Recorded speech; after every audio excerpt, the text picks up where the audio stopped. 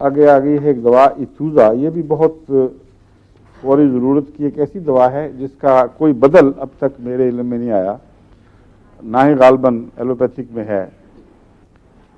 ربا میں ایسے کیسز بہت دیکھا کرتا تھا میں کہ ایک بچے کو سوکھا ہوا ہے، لیکن اس کے سوکھے کی خاص علامت یہ ہے کہ دودھ پیتا ہے بھوک سے، اور ابھی گرم ہی مشکل سے ہوا ہوتا ہے تو آدھا پھٹا ہوا اور آدھا کچا دودھ قے کر دیتا ہے، اور پیٹ خالی ہو کر بھوک پر اثر انداز پر کوئی اس کی بیماری کا اثر نہیں پڑتا، پھر مانگتا ہے.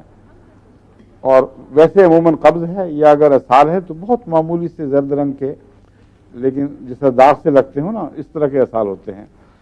بعض دفعہ مکمل قبض ہوتی ہے. ایک سوال یہاں سے آپ نے ہاتھ اٹھایا تھا، اب میں یہ بات ختم کر لوں تو پھر دوبارہ اٹھانا، مجھے بھول گیا تھا آپ کو وقت دینا. ایک بچہ ہمارے ربا کے فضل عمر ہاسپٹل سے آیا جس کو تقریباً 1 مہینے سے یہ بیماری تھی، چھوٹی عمر کا بچہ بالکل، اور وہ لگتا تھا جسے وہ موت سے ڈرانے کے لیے وہ بنایا ہوتا ہے نا انہوں نے، وہ پنجر سا لگا کے بجلی کے پولوں پر تصویر ہوتی ہے، ایسی شکل تھی اس کی، اتنی خوفناک کہ دیکھ کے ڈر لگتا تھا، اور سر بڑا بڑا اور سب کچھ پچکا ہوا، اندر کوئی جان نہیں تھی.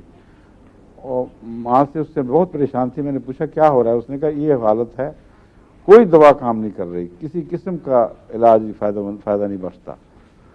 تو میں نے کہا اسہال بھی آتے ہیں؟ اس نے کہا نہیں، قبض ہے، مسلسل قبض ہے، بلکہ ڈاکٹروں نے کہا ہے کہ ہو سکتا ہے یہ نالی نہ بنی ہو، کیونکہ 1 مہینے سے ایک دفعہ بھی اس کو اجابت نہیں ہوئی.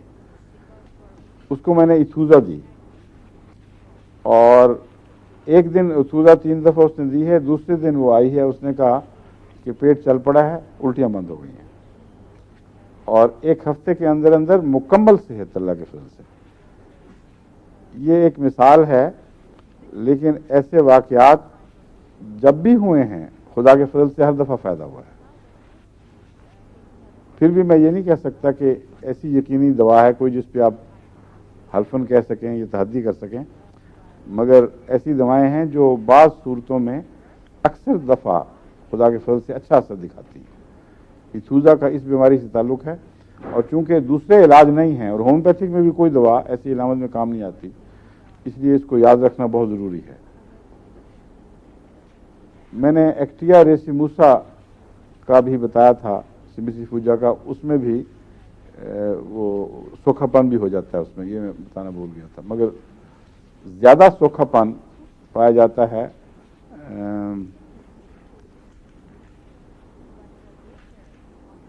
ایبروٹینم میں، اس کا میں نے ذکر کر دیا تھا. ایبروٹینم کے سوکھے پن میں ایک بات بتانی بھول گیا. ایبروٹینم کا سوکھا پن نیچے سے شروع ہوتا ہے، پاؤں سے، اور پہلے ٹانگیں سوکھتی ہیں اور پیٹ بڑا رہتا ہے. سوکھا پن میں اکثر یہ علامت ہے، بچوں کے پیٹ بعض دفعہ پھولتے جاتے ہیں اور باقی سارا جسم سوکھتا جاتا ہے.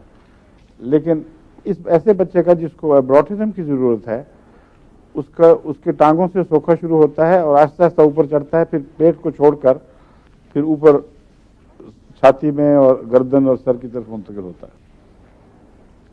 اس دوا میں ایتھوزا میں سارا جسم اکٹھا سوکھتا ہے. یہ ایک اور فرق ہے اس کا اور اس دوسرے کا. نیٹریمور میں عموماً اوپر سے سوکھا پن شروع ہوتا ہے اور نیچے اترتا ہے. اس لیے یہ باریک باریک علامتیں اگر پیش نظر رہیں تو پھر سمجھ آئے گی کہ کیوں ویسی ہی دوا ہے، لیکن بعض جگہ کام کرتی ہے بعض جگہ نہیں کرتی.